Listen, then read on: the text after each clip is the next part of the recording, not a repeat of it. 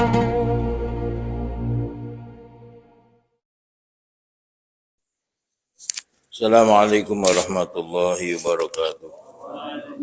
Bismillah, alhamdulillah, salatu wassalamu ala sayyidina Muhammad ibn Abdullah wa ala alihi wa ashabihi wa man nasarahu wa wala la hawla wa la quwwata illa billah ma ba'du. Bapak hadirin saudara, pegang kitab halaman 25, baris paling bawah. Faman i'taqada unusatal malaikati aw khunusatahum fa huwa kafirun bil ittifaq. Ila hadratin Nabi Muhammadin sallallahu alaihi wasallam ila hadrati ikhwanihi minal anbiya'il mursalin ashabihi wa azwajihi wa dzurriyyatihi wa tabi'in li jami'il malaikatil muqarrabin wal awliya syuhada wal ulama'il musannifin al mukhlisin khususan Syekh Abdul Qadir Jailani al-Fatiha. A'udzu billahi minasyaitonir rajim. Bismillahirrahmanirrahim. Alhamdulillahi rabbil alamin arrahmanir rahim maliki yaumiddin. إياك نعبد وإياك نستعين اهدنا الصراط المستقيم صراط الذين أنعمت عليهم غير المغضوب عليهم ولا الضالين آمين. الفاتحة. بسم الله الرحمن مؤلف هذا الكتاب شيخ عبد الله أما سكن الشيخ محمد بن عمر الجليل رحمهم الله تعالى وأدم النفع علينا على أهلنا على أولادنا ذريتنا تلامذنا ببركاتهما وبركات علومهما بدارنا الفاتحة. أعوذ بالله من الشيطان الرجيم.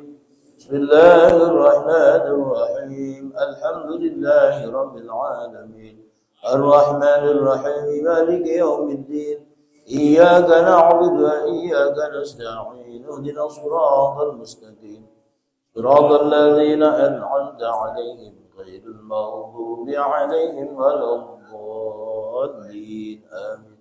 الفاتحة بالحضرة مشالك دربر وحضر المشاهد الكريم بالحضرة كيساك هي غيرك من عزيز عبد الرزاق محمود حبيب علي بن عبد الحاج محمد بن علي عبد الحاج بن علي بن سجار بالحضرة مشاهد معلم بمسالك مسامد بعبد الله بعبد الشيخ حفاظ شمس الدين بعمير الدين بعبد الكريم ومنزل بسم الله هذا المشاهد على يدان بحر البصر بخزن عبد الهادي عبد الفقيه هجيان بدر الفقيه عبد محمد المرسكي رحمهم الله تعالى وأدم النفع وعد علينا على أهلنا على أولادنا ذريتنا تلامذنا ببركاتهما وبركات علم في دارنا الفاتحة. أعوذ بالله من الشيطان الرجيم.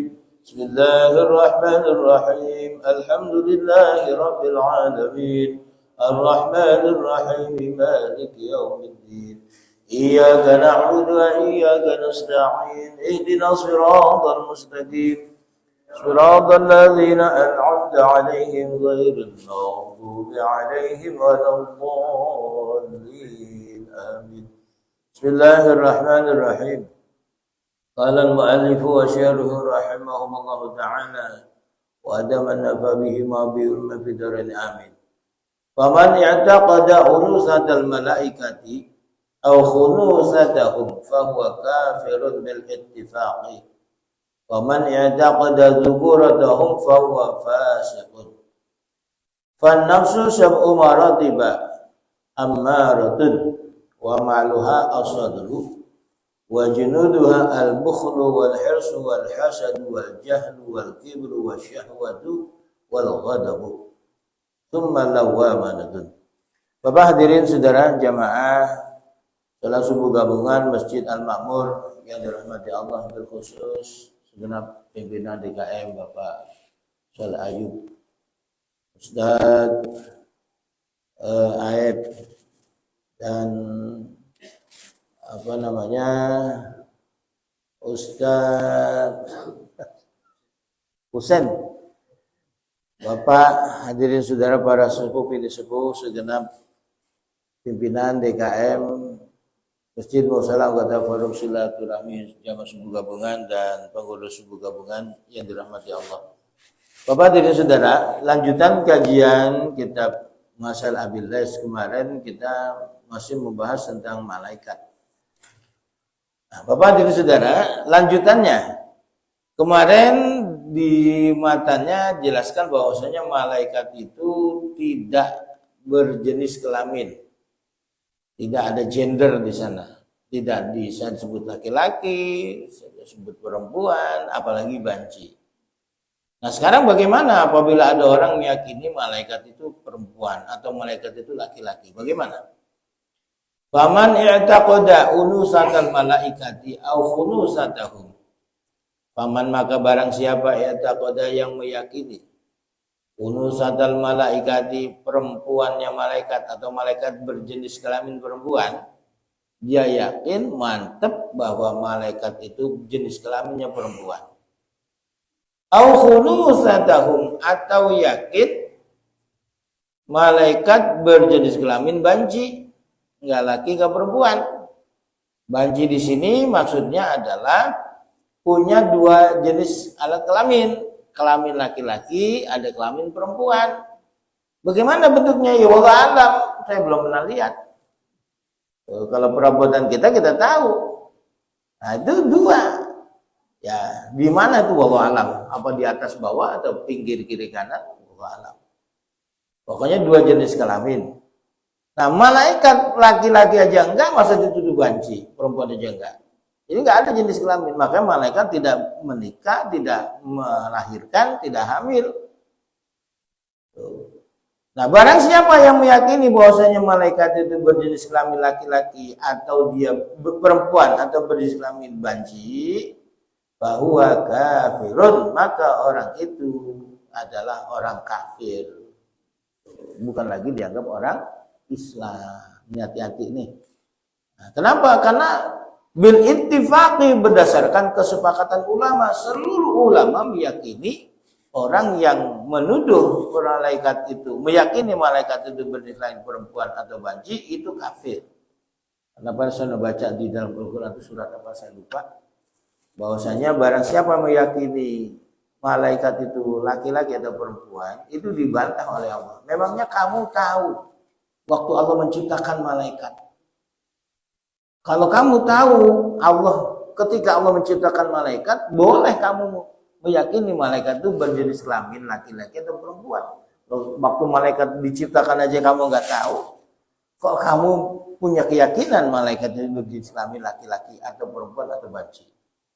Jadi menurut kesepakatan ulama, orang-orang yang meyakini malaikat itu berjenis kelamin laki perempuan atau banci, dia kafir. Alhamdulillah. Nah, waman itaqada, waman dan barang siapa itaqada yang meyakini apa? Zukuratahum berjenis kelamin laki-lakinya malaikat. Jadi malaikat berjenis kelamin laki-laki, bahwa maka orang itu fasikun, orang fasik. Apa tuh? Orang fasik itu orang yang melakukan dosa besar.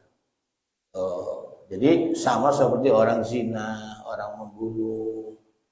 Itu orang yang meyakini malaikat berjenis kelamin laki-laki, dia fasik. Nah, ini jangan diikuti. Nah, Bapak hadirin saudara, lanjutnya malaikat itu tidak punya syahwat.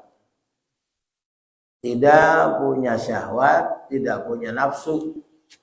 Nafsu tidak punya, syahwat juga tidak punya. Kenapa? Karena malaikat ini punya tugas yang amat dahsyat.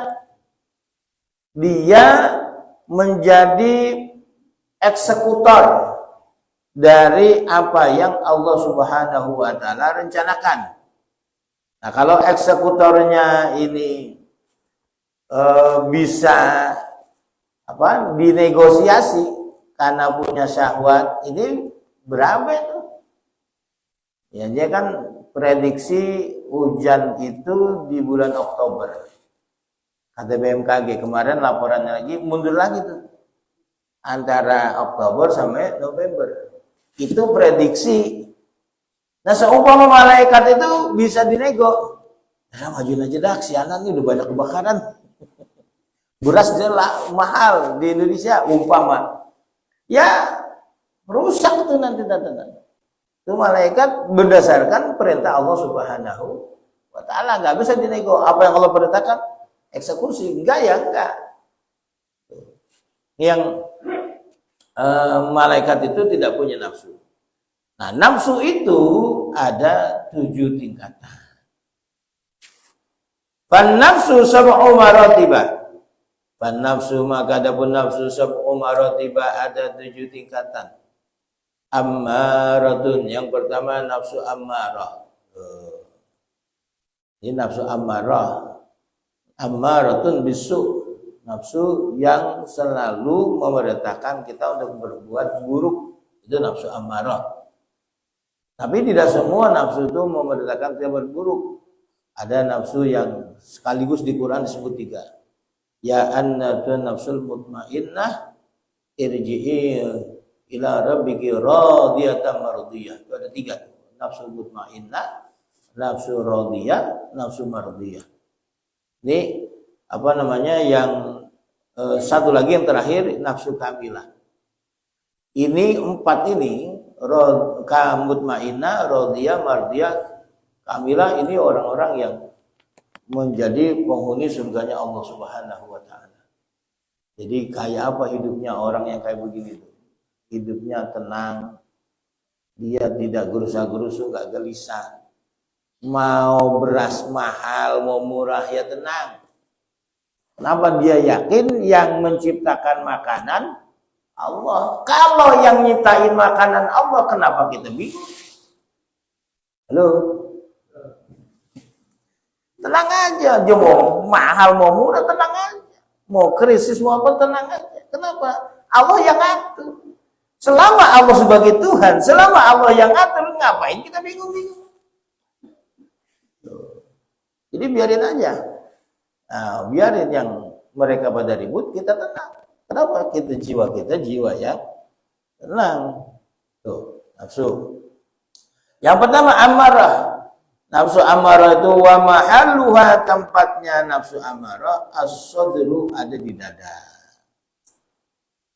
Ini lempengan sebelah kanan, sebelah kiri, atas, bawah, Allah alam. Ini pokoknya adanya di dada. Ini Syekh Nawawi Banten yang menerangkan ini nih. As-sadru di dada. Wa junuduha, dan bala tentaranya nafsu amarah al-bukhlu, bakhil. Jadi orang kalau sudah bakhil, dia cenderung jadi gampang melakukan perbuatan dosa. Duitnya buat ngamal, buat sedekah, buat infak, buat ngasih nafkah anak istrinya, hitung-hitungan. Tapi kalau untuk nyawer, nah itu nggak pakai hitungan, yang merah keluar. Ya, itu yang begitu tuh. Ini dari apa? Dari bakhil. Wal hirsu, itu rakus, tamak, loba. Wal hasadu, hasud. Wal jahlu, bodoh. Ya, karena tidak mau pergi kemana-mana, nggak mau pergi ke majelis taklim, nggak mau ngaji. Ya, jadi bodoh, nggak ngerti apa-apa. Wal kibru, dan kibir. Gumeti, sombong, takabur, merasa paling benar, padahal di atas langit masih ada langit. Likulli fawqidhi ilmin alim, di atas orang yang punya ilmu ada lagi orang yang lebih alim lagi.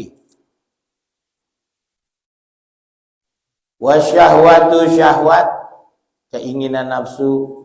Wal ghadabu, dan yang terakhir ghadab, murka, marah-marah. Itu kalau sudah keinginan nafsunya enggak tersalurkan, maka orang itu jadi uring-uringan.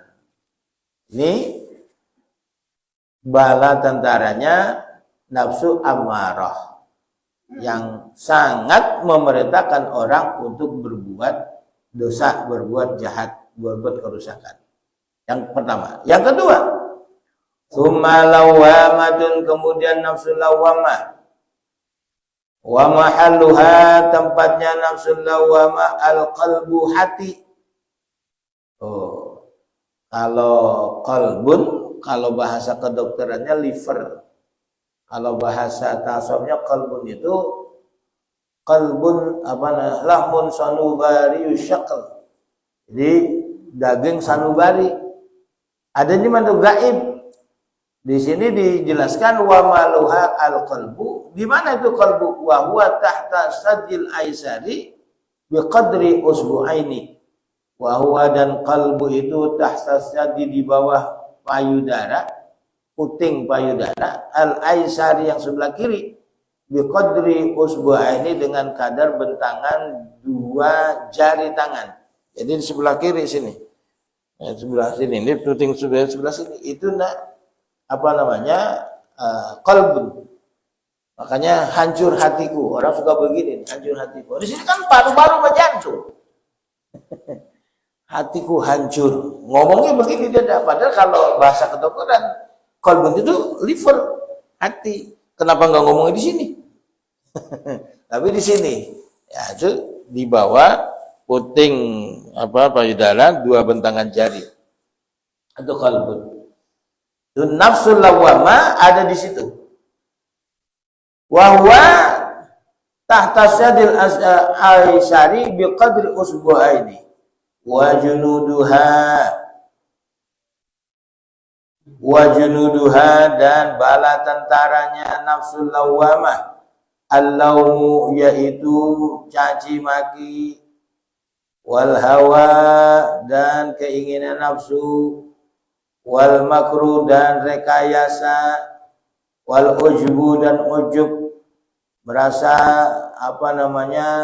membangga-banggakan amal, wal ghibatu ghibah, menceritakan keburukan orang, wal riya'u dan pamer,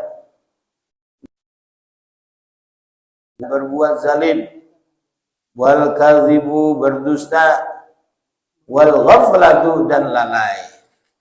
Itu disebut nafsu lawamah. Laumun itu mencaci maki. Maksudnya apa? Nafsu yang ketika kita melakukan perbuatan zina, dia itu tidak lagi dianggap orang beriman. Mencuri dianggap orang beriman. Membunuh dianggap orang beriman. Kenapa? Ketika dia melakukan perbuatan maksiat itu, imannya dicabut oleh Allah. Ketika selesai dikembalikan lagi makan, dia menyesal. Jadi sebelum melakukan itu, wah luar biasa. Umpamanya dia belakai, berantem sama temannya. Wah setan ngompol itu. Belum sampai dia jatuh, belum berhenti mukulinnya. Sampai dia mati, baru dia sadar. Masya Allah, gue ngapa jadi begitu? Itu begitu dia melakukan perbuatan itu, imannya dicabut oleh Allah Subhanahu. Nah yang repot, ketika lagi begitu dia mati. Makanya orang yang perang antar kampung, dua-duanya mati masuk neraka. Al-qatil wal maqtul finnar. Yang bunuh, yang dibunuh, dua-duanya masuk neraka. Lah, sahabat bingung, ya Rasul. Itu kalau yang bunuh mah pantas masuk neraka. Lah kalau yang dibunuh sama-sama. Kenapa cuma kesempatannya aja yang beda? Karena dia udah mati duluan, nah, nggak bisa bunuh. Coba kalau dia masih hidup, dia yang bunuh. Tuh. Makanya hati-hati Pak, jangan mau dikomporin orang untuk berbuat zalim. Ini kan bocah mabok dibelain. Gara-gara dia rese sama kampung sebelah, sono marah kita dikabarin begini. Wah, jangan mau itu. Gara-gara orang mabok kita jadi iman kita hilang. Gara-gara apa? Ya gara-gara tadi. Kalau kita benar, kalau salah. Nah, itu yang repot, makanya hati-hati. Itu nafsul lawwamah. Nafsu yang setelah kita melaksanakan perbuatan jahat, dia akan datang penyesalan. Yang kedua. Yang ketiga. Summa malhamah. Summa malhamatun itu nafsu malhamah. Nafsu yang senantiasa dapat ilham. Wa mahalluha tempatnya ar-ruh. Tempatnya ruh. Wa huwa tahta sadil aimani dan ruh itu di bawah puting susu aimani payudara almani yang sebelah kanan bi qadri usbani kadar 2 bentangan 2 jari. Itu ada di sebelah puting susu sebelah kiri, sebelah kanan bentangan 2 jari di bawahnya itu. Wa junuduha, dan bala tentaranya nafsu malhamah, as-sakhawatu, sakhawat, kedermawanan. Kalau nafsu malhamah, nafsu yang senantiasa dapat ilham itu, bala tentaranya itu adalah kedermawanan. Ini baik semua nih. Wal qanaatu, dan qanaan nerima. Ya, dibagi dapat rezeki segini, alhamdulillah. Gak ngersulah. Kenapa? Karena dia paham yang ngasih rezeki Allah. Cuma lewat tangan hamba-hamba Allah. Ada yang dibagi segini, ada itu rezeki tertakar, tidak tertukar. Takarannya Allah yang buat. Ini pantasnya hambaku dapat rezeki sekian. Kenapa? Dia kalau dikasih duit sekian ini, dia bersyukur. Tapi kalau dikasih duit banyak, dia nanti kagak bersyukur. Contoh konkretnya begini. Kita yang penghasilannya gak banyak. Ya, ketika dapat duit sehari, dapat 200, 300, alhamdulillah. Tuh. Orang yang umpama sehari dapat duit 1 juta. Atau ratusan juta. Seperti orang yang bisnisnya sekarang tuh bisnis e-commerce. Jadi dia nggak punya apa-apa, cuma modal media sosial doang. Barangnya ada di mana-mana. Dia cuma jualin doang. Itu untungnya gede. Karena nggak pakai jasa gudang, nggak pakai jasa transportasi, semuanya tuh untungnya gede banget. Sehari bisa dapat puluhan juta. Seumpama hari itu cuma dapat 500.000. Bersyukur nggak tuh? Bagaimana? Aduh, payah nih penjualan sekarang nih. Jatuh. Biasanya ratusan juta cuma 500.000. Nah itu. Jadi nggak bersyukur. Mestinya seberapapun yang Allah kasih, dia harus tetap bersyukur. Masih ada uang masuk. Nah ini yang orang yang nggak terima, tidak menerima apa yang Allah berikan padanya, itu bukan orang yang punya sifat qanaah. Jadi dia ini sudah berusaha semaksimal mungkin.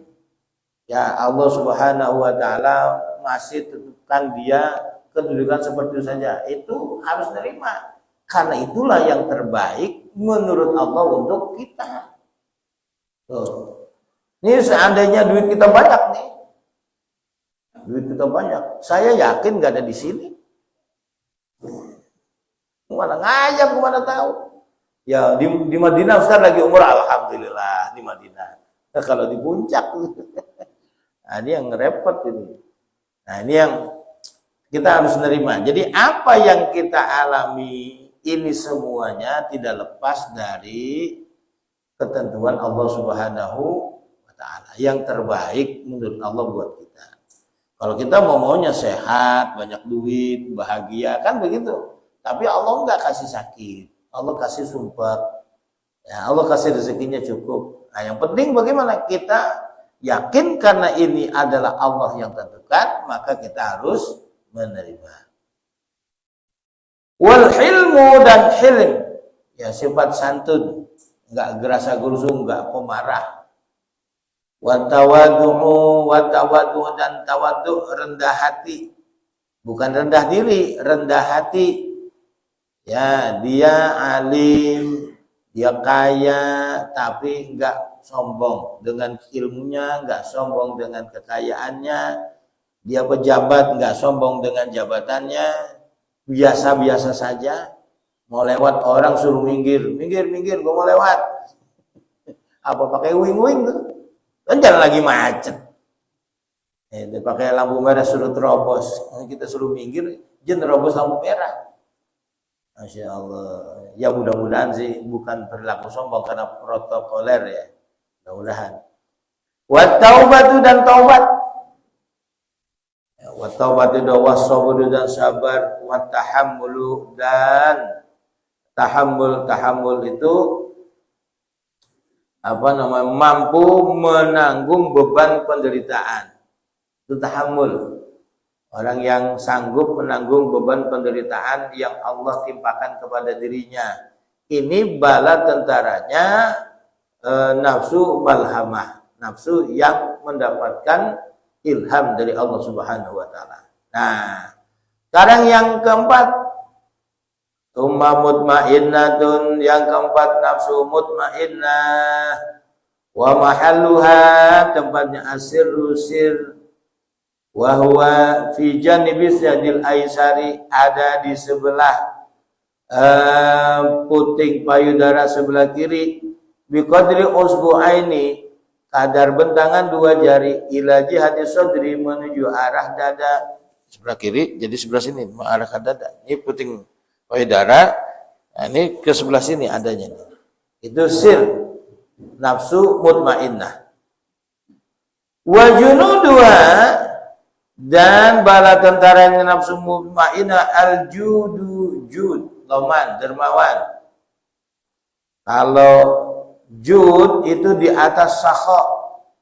Bapak jadi saudara, kalau kita bahasa dermawan suka memberi ringan tangan itu satu. Tapi kalau orang Arab, sakha, jud itu beda tingkatannya. Kalau sakha ya dermawan, kalau jud lebih di atas dari sakha. Ini al-judu ya kita maknanya dermawan saja. Al-jud dermawan. Wa tawakkulu, dan tawakal, berserah diri kepada Allah. Nah, ini berserah diri kepada Allah maksudnya apa nih? Dia yakin bahwasanya apa yang ia lakukan, apa yang kerjakan, dia tidak melakukan perbuatan maksiat, mampu menghindar perbuatan dosa, bukan karena dia bisa, tapi karena pertolongan Allah. Itu namanya tawakal. Kita la haula wala quwata illa billah. La haula, tidak ada daya untuk menghindar dari maksiat, wala quwwata, tidak ada kekuatan untuk melaksanakan taat, illa billahi, berdasarkan pertolongan dari Allah. Kita datang ngaji ke sini nih bukan karena kita bisa, karena Allah tolongin. Nah, kita hari ini nggak mabuk, nggak judi, nggak berzina, bukan karena kita bisa, tapi karena Allah tolongin. Kita nggak ngelakuin itu semua. Tapi kita justru melakukan perbuatan kebaikan, itu berarti tawakal. Kita serahkan diri semua kepada Allah. Kenapa? Karena kita tidak punya daya apa-apa. Semuanya berdasarkan pertolongan dari Allah. Nah, dari itu maka muncul keikhlasan. Karena Allah Subhanahu wa ta'ala yang kasih tolong, Allah yang kasih gerak. Nah, itu maka semuanya itu kita serahkan kepada Allah, dan itu menunjukkan keikhlasan. Wal ibadatu, dan ibadah, wa syukru, dan syukur, wa ridha, dan ridha, wal khasyatu, dan khasyah. Ridha terhadap apa yang Allah tetapkan, kita harus nerima ridha. Hati kita nggak ngersulah bahwa inilah yang terbaik yang Allah berikan kepada kita. Dikasih rezeki, dikasih susah, dikasih bahagia, sengsara, kita harus menerima, harus ridha itu. Wal khasyatu, dan khasyah, takut kepada Allah. Ini bala tentaranya nafsu mutmainnah. Nah, sehingga benar kalau orang yang punya sifat-sifat seperti ini, maka dia hatinya tenang, nggak gerusa-gerusu. Mau keadaan dunia seperti apa, dia tenang saja. Kenapa? Karena ada Allah yang ngatur. Beres sudah semua. Tsumma radiyatun, kemudian nafsu radiyah. Wa mahalluha, tempatnya nafsu radiyah. Wa mahalluha, dan tempatnya nafsu radiyah. Apa namanya? Sirrus sirri. Yaitu sirru sirri. Kalau tadi sir itu, sekarang sirru sirri. Ya. Wa huwa jami'ul jasadi. Itu seluruh tubuh. Ini nafsu radiyah. Wa junuduha, dan bala tentaranya nafsu radiyah al-karamu. Itu sifat karam. Juga dermawan lagi nih. Jadi ada sakha, ada jud, karam. Kalau karam itu di atas jud lagi. Kalau kita kan dermawan, bares, loman, ya dia juga. Tapi kalau orang Arab itu ada sakha, tingkatan pertama jud, kedua dan karam, itu yang ketiga. Al-karam. Wazuhdu, zuhud. Zuhud ini orang kalau bahasa Jawanya topo dunya. Topo dunya maksudnya apa? Tidak menggilai dunia. Kita harus berpakaian nutup aurat. Kita harus punya rumah, tidak boleh menggelandang. Kita harus punya kendaraan untuk mobilisasi kegiatan kita. Kita harus punya alat-alat yang kita perlukan untuk bekerja dan seterusnya. Tetapi ketika kita mendapatkan hasil dari itu semua, kita tidak menggilai apa yang kita peroleh. Jadi tidak harus saya tidur dengan tempat tidur yang seperti ini. Tidak harus tidur di hotel yang seperti ini. Dimanapun kita tidur sama aja. Mau geletak di musola, di masjid, sama di kamar hotel bintang 5, itu hatinya tetap sama. Itu orang yang zuhud. Orang zuhud itu bukan berarti orang miskin. Orang zuhud itu orang yang kaya, tapi bisa hidup sederhana. Bandanya itu hartanya ada di tangan, bukan di hati. Karena di tangan, kalau kita ikut filosofinya Gus Dur, terima kasih, udah diterima, kasih lagi orang. Kira-kira bisa nggak kita begitu loh? Terima kasih, kita terima, kasih lagi orang, itu terima kasih namanya. Bisa nggak tuh? Jadi kita kemana-mana ya diundang ngaji, ajar, dikasih duit sama pengurus masjid, kasih amplop lah, begitu kasih orang lagi, pulang nggak bawa apa-apa. Atau gini, kagak dibukain pintu, lu kagak bawa berkat aja diomelin apa lagi? Ini itu orang yang zuhud, gampang nerima, gampang memberi. Wal ikhlasu, dan balatan dan ikhlas, nafsu yang radiyah, yang ridha. Wal wara'u wara', apik, enggak sembarangan. Nah, orang-orang ribut, ada bakso tikus, ada makanan mengandung babi. Ini orang dia enggak ribut. Kenapa? Memang memproteksi dirinya, enggak mau makan sembarangan. Ini orang yang wara'. Jadi orang-orang pada ribut, ada makanan mengandung ini, makanan itu, ya, dia sih makan ribut. Kenapa? Ya karena dia ini udah memproteksi dirinya sendiri, nggak mau makan sembarangan. Tuh di Banten ada Kiai Mufasir. Kiai Mufasir ini menantunya guru saya, Kiai Abdul Abbas, Butet Pesantren. Kiai Abdul Abbas waktu saya ngaji sama beliau itu cerita tentang menantunya, itu tentang masalah warok. Apik, dia punya menantu Kiai Mufasir. Itu datang ke Buntet, ke rumah mertuanya. Ya mertua kedatangan menantu, ya senang dimasakin macam-macam. Dia nggak mau makan di rumah mertuanya. Kenapa? Dia nggak tahu siapa yang masak. Yang dia makan itu jambu Bangkok di Bandung. Itu yang dipetik dia makan. Sampai begitu Bapak dan Saudara. Masa iya kiai ngasih makanan haram, kan nggak mungkin.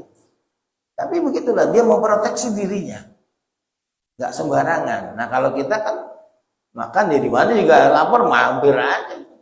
Mau piring gelas dicuci bersih pakai air suci nggak suci, ya makan aja, nggak peduli. Tuh, belum lagi isinya. Nah, ini orang yang waro itu dia memproteksi dirinya, nggak sembarangan. Itu dari sisi makanan, dari uang yang dia peroleh juga hati-hati. Itu orang yang waro. Wariyadhatu, dan riyadhah. Riyadhah ini dia melatih diri. Kalau bahasa pesantren, riyadhah itu olahraga. Bukan olahraga di sini, olah batin. Olah batin supaya mata batinnya itu melek. Bisa kasyaf mukasyafah. Ketika dia melihat fenomena alam, dia bisa melihat tanda-tanda kekuasaan Allah Subhanahu wa taala. Kalau kita kan pagi ngeliat matahari terbit, sore matahari berenang biasa aja. Matahari siang penter biasa aja. Kita lihat panas, insya Allah panas amat ya. Begitu kita ngerusun rambut. Tapi kita nggak ngelihat betapa Allah Subhanahu wa taala Maha Kuasa. Itu matahari yang begitu-begitu nurut sama Allah Subhanahu wa taala. Wal wafa memenuhi janji. Janji kita kepada siapa saja termasuk janji kepada Allah. Ini bala tentaranya nafsu radiyah. Summa maradiyatun. Kemudian nafsu maradiyah. Wa mahalluha al-khafi.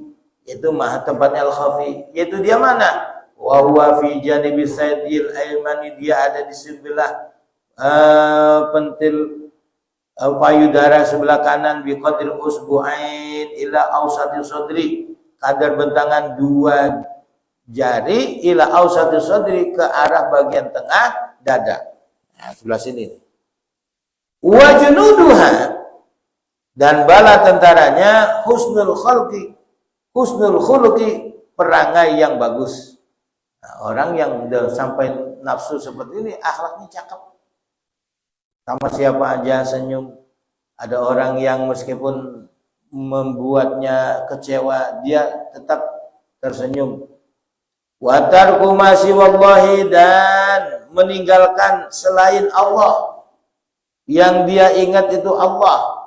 Selainnya tidak terlintas dalam hatinya. Ini orang yang nafsunya mardiyah, diridhai oleh Allah. Wal lutfu, lembut bil khalqi, terhadap makhluk, kepada siapa aja bersikap lembut. Wa hamalahum ala salahi, dan mendorong mereka untuk berbuat baik, ajak orang berbuat baik. Dia memberikan contoh, bukan hanya merintahi doang. Wasafu an dzunubihim, wasafu, dan memaafkan an-dzunubihim, dari dosa-dosa mereka. Wa hubbuhum, dan mencintai mereka, mencintai makhluk. Wal mailu ilaihim, ini ada nggak di sini? Sebab yang saya tulis itu sebagian doang, nggak semuanya. Oh iya ada. Wal mailu, dan condong ilaihim, kepada makhluk. Wa hubbuhum liikhraj, wal mailu ilaihim, kepada makhluk, liikhrajihim minadz zulumati tabai'ihim. Untuk apa mencintai makhluk? Untuk supaya mereka bisa keluar dari kezaliman, dari kegelapan watak mereka, wa anfusihim, dan nafsu mereka, ila anwari arwahihim, menuju kepada cahaya roh mereka. Ini seperti yang dilakukan dakwanya Gus Ikdam. Bapak-bapak kalau lihat di YouTube itu ada dakwahnya model Gus Ikdam. Gus Ikdam itu ada model santri kiai muda yang nyeleneh dakwahnya. Kalau Gusmi, ya Haji Hamim Jazul, itu dakwahnya dari naik klub ke naik klub, bar, diskotik, itu dia masuk ke situ-situ. Ya, ngapain? Yang ngajak ngobrol orang. Jadi orang-orang yang datang ke situ orang yang bermasalah semua. Bukan orang yang bahagia, tapi duitnya banyak, tapi bermasalah. Ya diskusi, diajak ngaji. Nah, seperti sekarang Gus Miftah. Gus Miftah itu ceramahnya di diskotik, tempat pelacuran, lokalisasi. Kenapa? Dia berharap sekarang mereka para pelacur itu masih muda, tapi kalau udah usianya 40, 50, masih laku. Enggak. Nah, mereka juga butuh bimbingan. Untuk apa? Diharapkan matinya husnul khotimah. Itu. Kalau kita kan mencaci maki, udah jelek-jelek aja. Dia mau mati husnul khotimah, kayak mau enggak, urusan dia. Nih, itu kita. Tapi orang-orang yang seperti itu lain. Nah, Gus Ikdam ini, dia ngajinya ngaji pengajian umum. Ribuan yang datang. Siapa aja, atau lintas agama semua datang. Rata-rata orang yang diajak ngaji itu orang-orang yang di jalanan, yang anak-anak pang, yang nggak jelas itu hidupnya, itu deketin, besok suruh ngaji. Yang tiap hari mabok, janjiin ente kalau datang ke majelis jangan mabok. Ya, iya, setiap malam Selasa itu nggak mabok. Yang tadinya kan pengajian belum malam Selasa, setiap malam Selasa itu nggak mabok. Kenapa? Karena mau ngaji, habis itu mereka rata-rata baru sekali-kalinya hadir ke majelis taklim. Dari semenjak dia balik sampai ketemu beliau. Ini model dakwah seperti ini. Kita jangan memakinya, jangan mengkritisinya, kita lihat. Kenapa? Karena mereka ini nafsunya sudah nafsu yang mardi yang mengajak orang untuk menjadi baik dengan cara yang begitu, bukan mencaci maki. Mencaci maki apa untungnya? Kita capek sendiri, kita jadi benci kepada orang, bukan malah kasih sayang, dan juga kita membakar orang untuk mencaci maki orang tersebut. Itu gak ada untungnya. Ini dilihat dari itu. Orang yang nafsunya sudah tingkatan marudiyah, nah itu akhlaknya cakep. Pada orang tidak menghakimi tapi mengajak untuk melakukan perbuatan berbenah diri. Dan yang terakhir, summa kamilatun nafsu kamilah. Wa mahaluha al-akhfa, tempatnya nafsu min akhfa. Apa itu akhfa? Wa huwa wasatu sadri, itu bagian tengah dada. Bagian tengah itu nafsu kamilah. Wa junuduha, dan bala tentaranya nafsu kamilah, ilmul yaqin, ilmu yang mengantarkan kepada keyakinan.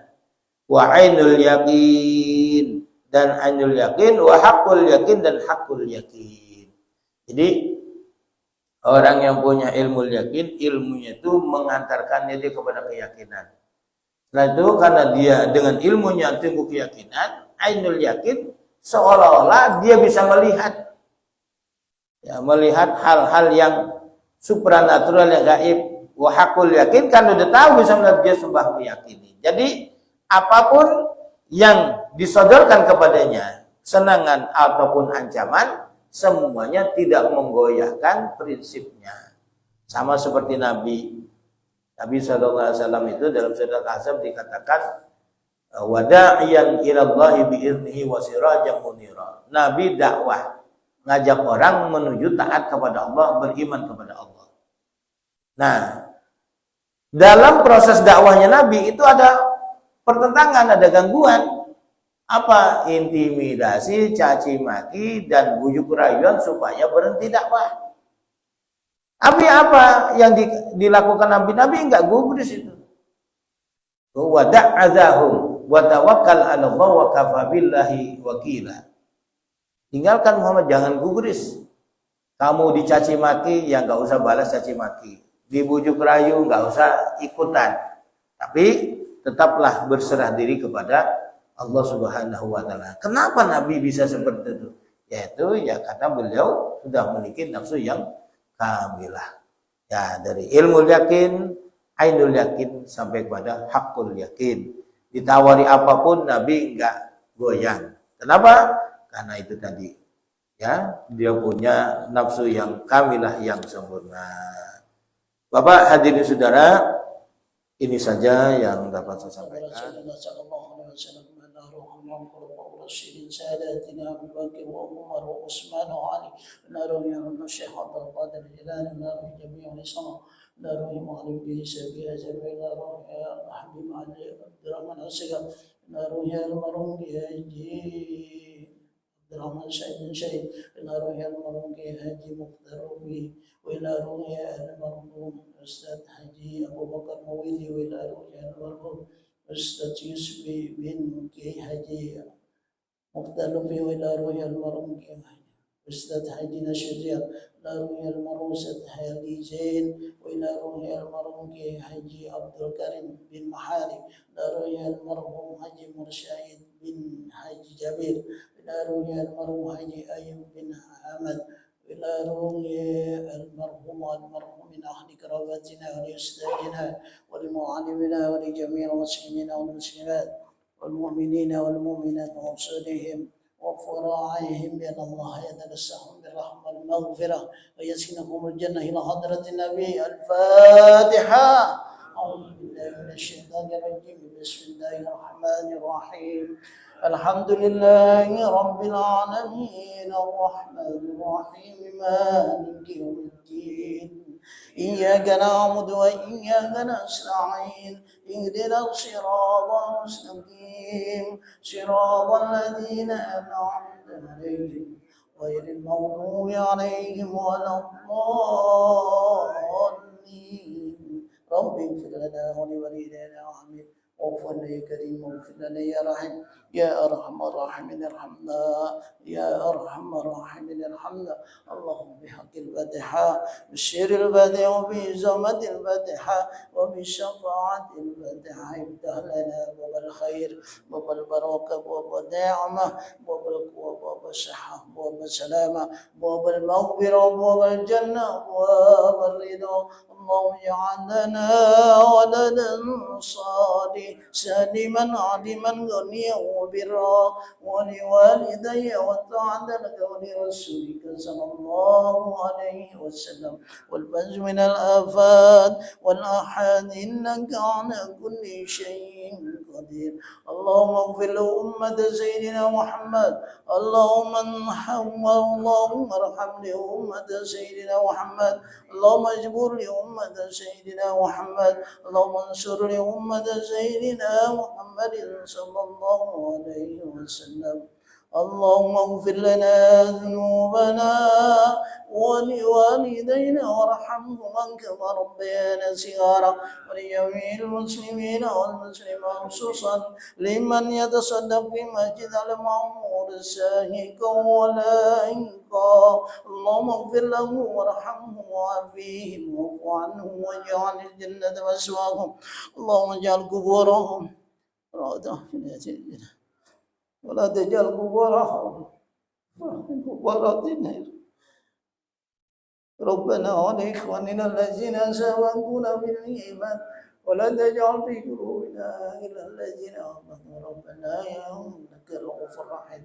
يا الله بها يا الله بها يا الله بحسن الخاتمة دعواكم بها سبحانك اللهم وتحية بها سلام وآخر دعوانا الحمد لله رب العالمين. صلى الله محمد صلى الله عليه وسلم صلى الله على محمد صلى الله عليه وسلم صلى الله على محمد صلى الله عليه وسلم صلى الله على محمد صلى الله